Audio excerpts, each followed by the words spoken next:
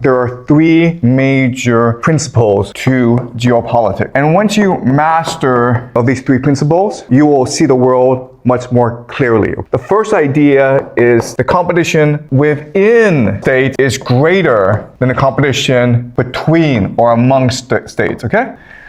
And this is the idea of elite overproduction. So the historian Peter Turchin, he looked at the fall of the Roman Republic, the French Revolution. He looked at many similar events in human history. And he discovered that what drives crisis is the fact that you have too many elite competing for limited positions of status and power. Okay, and that's what drives a lot of conflict within nation state. Another way of framing this is that the conflict in states is not between rich and poor, but between the have a lot and have some but want more. Okay, so usually between the upper nobility and the lower nobility. And we see this throughout. So Julius Caesar did what he did because he was of the low nobility and was trying to reach the upper nobility. Okay? So this is the first principle that you need to understand. What drives a lot of conflict is elite overproduction. Okay? That's number one. Number two is the elite has no loyalty. Okay? This is a really important principle to understand. The elite don't have loyalty to their people or to their state or even to their families. They will do whatever is necessary for them to accumulate power, okay? And this idea of Game of Thrones, right? So I'm not sure if you've seen the television show or read the book series Game of Thrones. But the world is Game of Thrones. And these people who love power, they will kill their parents. They will kill their brothers. They will kill their own children in order to amass power for themselves, okay? So the Game of Thrones is a very nasty affair. The third thing is that war is often about maintaining that status quo, okay? Or the idea of equilibrium. If you look at World War I, tens of millions of people died. And you cannot possibly understand what happened, or you have problems explaining what happened because the military strategy in World War I was so idiotic, right? You just threw millions of people at each other. But if you understood that war is really about maintaining the status quo, that maybe you have excess population of males, and if you don't get rid of them, then they will engage in violent revolution, okay? You understand that war is really about maintaining the status quo, then World War I makes a lot more sense, okay? So these are three major ideas that I want you to understand. And once you understand these three ideas, it's a lot easier for you to understand the movement of history. Okay? So we will use an example from Chinese history. So you have a clear understanding of how this works. Okay? So let's talk about the Warring States period. This is something that hopefully you all know really well, okay? So during the Warring States period, you had lots of really powerful states. Okay, you had the Zhao, you had the Wei, you had the Chu, okay?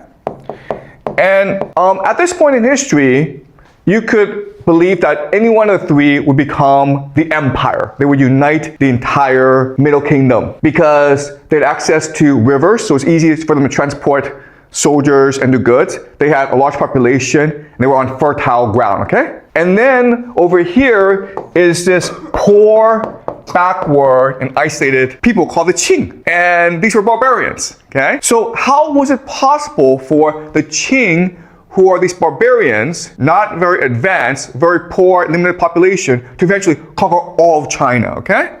Well, once you understand these three principles, we can now explain it. Because what's happening is that the Zhao, the Wei, and the Chu are pretty stable states, okay? And so the major problem is elite overproduction, the conflict between the upper nobility and the lower nobility. And the way that we resolve the issue is by waging war against each other. But waging war against each other not to conquer each other, but in order to reduce the domestic conflict within their nation states. And as such, war became a ritual in which it was like a chess game, okay? The point was not to destroy each other. The point was just to maintain equilibrium, maintain the status quo. And as a result, these states became stable, but another word for stable is stagnant. And now what's happening is, first of all, the Qing is being recruited into the wars because the Qing is poor, therefore they can provide mercenaries, okay?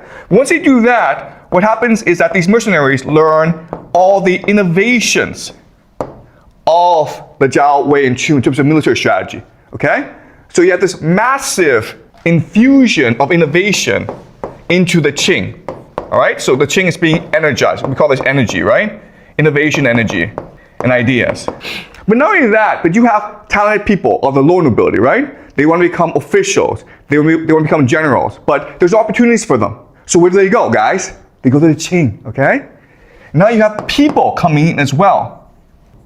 And now what's happening is that the Qing has this massive infusion of energy, innovation, talent. And so now they can just bulldoze everyone, okay? And now you're like, wait a minute here. Surely the Zhao, the Wei, and the Chu recognize the danger of the Qing, and they will respond by uniting together and then destroy the Qing, okay? That never happens. Why? The reason why is that once you enter an equilibrium, you understand the world through this equilibrium. So in their perspective, the Qing become stronger, but that's okay because all we'll do is we'll just bribe them, or we will have them become part of this system. Why would they want to take us over? Why can't we just live happily ever after? So it is impossible for the Zhao, the Wei, the Chu to imagine that the Qing would one day overtake them. Okay? Another way of saying this is that once you reach an equilibrium, the people inside the equilibrium become lazy, stupid, and arrogant. And that's why the Qing is easily able to destroy all three together. In fact, the lower nobility in all three states probably supported the takeover, right? Because now they have opportunities to rise within their societies. Okay? And that's the pattern of human history. And we see this over and over. So let's look at Mesopotamia. So as we discussed about Mesopotamia, you have the first city, Uruk, and what they will do is that as they expand as a city, they will develop colonies along the Tigris and the Euphrates. And then these become warring states as well. And as we discussed, what will happen is that over time they will reach an equilibrium. Basically, a status quo or rules to make sure that the elite stay in power, okay? And one important rule that they have is we can go to war against each other, but we cannot destroy each other's temple. Why? Because the temple is the house of your patron god. If you kill the patron god, then the god will be very angry and will kill all of you, okay? So this creates an equilibrium because where do they put all their gold and wealth? The temple.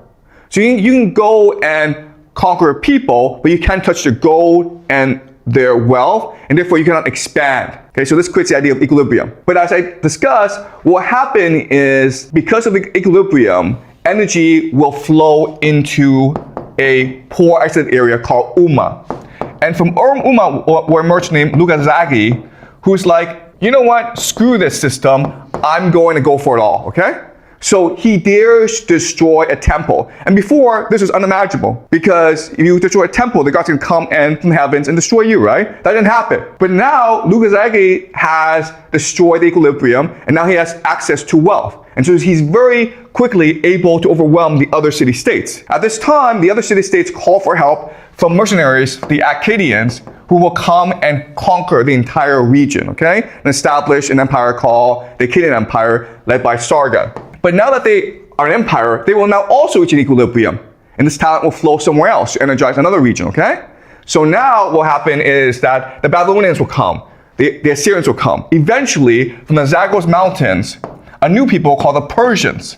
Remember, the Persians have a religion called Zoroastrianism, will come and conquer all this area. And then they will expand outwards and conquer both Anatolia and Egypt. Okay? And at this point in history, now there's a new border area called the Greeks, okay? The Athenians, Athens and Sparta. And Athens and Sparta, the Greeks encounter Persia because they will send in mercenaries to help Persia, and these mercenaries will learn Persian war tactics and bring them back to Greece. But not only that, but with an empire, the Greeks have an opportunity to get wealthy. How? Through piracy, right? And then this will force the Persians now to invade the Greek mainland to stop this piracy. Okay, again, this is a pattern throughout history. The margins will get wealthy by committing piracy because why not, right? And so now the empire is forced to go invade Greece, and guess what? They lose. This is unimaginable. How is that possible that some barbarians, the Greeks, are able to defeat a vast empire, the world's largest empire, the first great world empire called the Persians? Well, this happens all the time, okay? Why? Well, the pattern is this, okay? So let's look at empire. Let's look at borderlands, okay? Borderlands are just, the barbarians.